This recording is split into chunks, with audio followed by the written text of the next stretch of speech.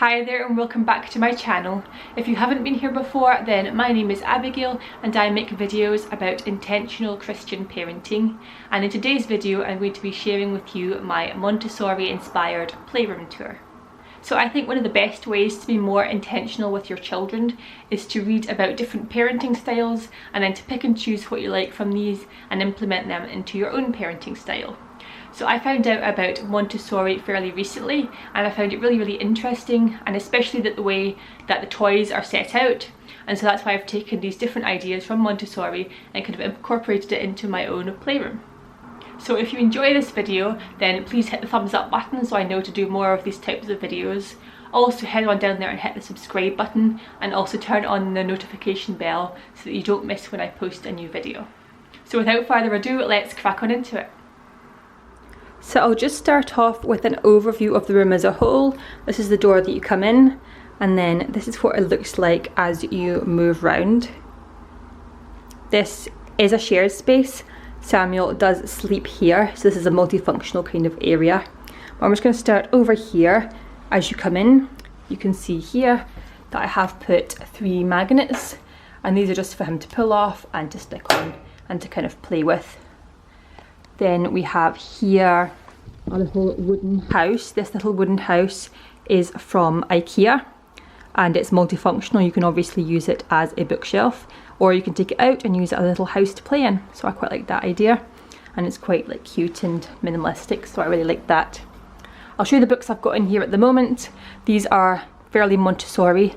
For example, this one we've got is the My Home book, and in it has things like a towel and a toothbrush and just little kind of realistic looking pictures.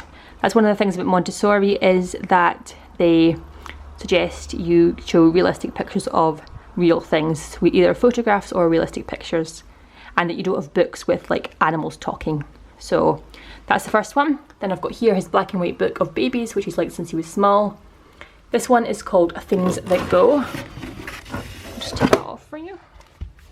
And in here is literally just loads of pictures and photographs of things like submarines, speedboats, construction site. He likes to have a little look at that. Then I'll come back to that one. Over here is a book called Who's That? And like I said, this is just realistic photos of different animals. So these ones are not stories so much, so he just likes to pull these off and have a look at them by himself. A similar one to that is the farm animals one I've got. Those are different animals in it. Down here as well, I've got my baby Bible storybook, which I like to read to him. And then the last 2 ones here is Funny Face, which is another one we got free from the NHS, and it's just a little storybook about a bear that stole his ball. A little story about going swimming, literally just a story about a mum and the baby going swimming. And then I wanted to show you this one quickly. This isn't a board book, but I want to show you this one because I thought it was great and it fitted in really well with Montessori principles. So it's called Window by Janine Baker, and it's an older book, but I really liked it because it is a wordless book.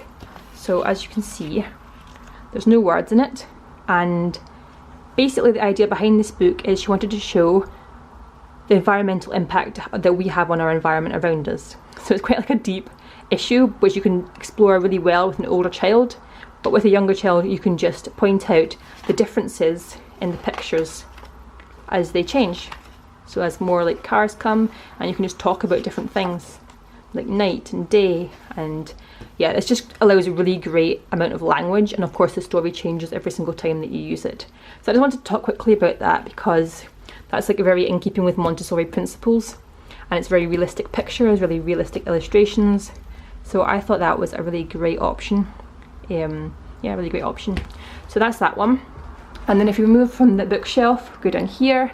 This is just like a little area with a soft blanket and some cushions for him to sit on while he reads a book. I've not really got anything for him up here, just a photo and baby monitor. And then that's his bed there. So I'll just skip over there and I'll come down to here. And here is a basket of scarves. Literally just a basket of scarves. Samuel is in the containment schema at the moment, which means that he likes to put things in things, and he can use this as well to wrap things around things.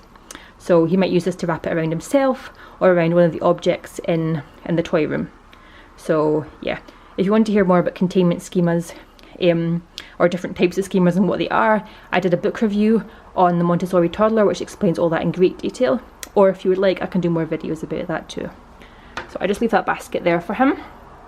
Then we come over here to the first one, and here I have little lids. These are just the pouch lids from the baby puree pouches that you get. So I've just collected some of them. And because he is, like I said, in the containment schema, so he likes to put things in things, I've left him just like a smoothie thing. I've just had it around the house, and basically he's just going to put that in there. So he really enjoys this kind of activity at the moment. Moving down here, I have a little tray of instruments for him.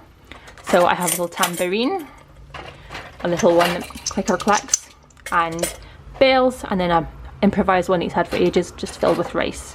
So that's all just down there ready for him to play instruments at his will. Along here we have a little pop-up toy. So they've just got little faces on them, and you can just, they spring up like that. Also, because they are little, you can use them in one of the other toys as to put in things, so I could put that in there as well.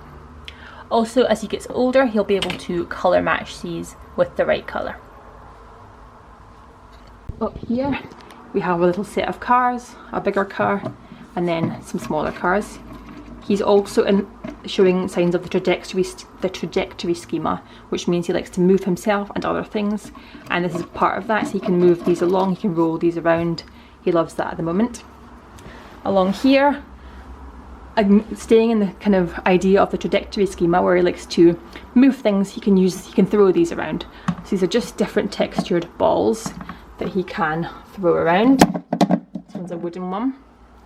Or if he likes, he can post them in there with the containment schema. So that covers a couple of different schemas there and a couple of different ideas. Down here, we've just got 3 stacking cups. I've kept it really simple because he can't yet stack, but he can we're going to start off with 3 and see how he goes from there. Along here, this is a little wooden toy. It actually goes this way, but it's quite heavy, so I've just moved it. And this just has, little things in it, and it's literally just, these make noises, and they look really pretty. They're made of wood. This is a gorgeous gift someone gave us, and I really love it. And then he can also put them back in as well. Up here we have bristle blocks. So this is another activity. This is a very basic one. You can just put them in there. He's not quite at this stage yet, but you can also start to build things with them like that. Because they're bristle blocks and he's still young, you can put that in there pretty easily. And it's like the first building activity that he's had. So hopefully he'll enjoy that. I'll just show you what's up here. So up here at the top of this, we have a little whirly gig that my mum gave him. And then this is just like a little small animal scene. He can't actually reach up this high yet. So I've just made it a small scene for him to look at, and if he wants I can bring them down for him to play with. So I've just got little plastic but realistic looking animals, which is a key in Montessori, is to make them look realistic so that they can actually identify them. And along here I've just got a little soft toy hedgehog, and this is just like a little, it's actually a card, but I love it so much I want to get a frame for it. And it's just like the Bible books and a verse. I really like that. So that's just their little decoration. And then over here we have a nice green plant. Behind here is just a big window seat, which is great. I'm going to use that maybe later on when he gets big enough that you can see things up there. But at the moment I'm just leaving it like that. So if I move back, you can see kind of the overall impression there. This round here is just for me, mainly for me if I'm feeding Samuel at night, just to make a kind of comfy area. There's also soft toys here. He can access all of these, but he's not really that into soft toys at the moment. But he can access them, so he can get them if he wants. And then here, there is a full length sized mirror. So he can actually get into this little space here, and he can look at himself in the mirror if he likes. This is a little basket for him to put on shoes and like his jumpers for going out as well. So he can get into this little area as well, and he can pull those things out if he wants, and we can use them for him to access as he starts to be able to put on clothes by himself. So that's the overall impression of the room.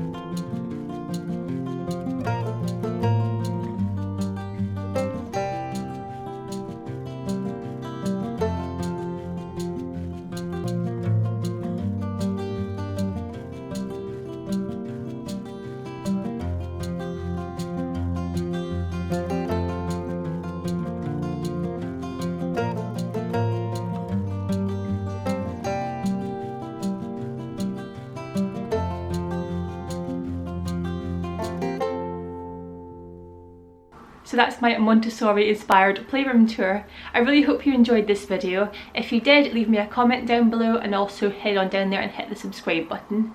And I will see you very soon in my next video. Bye.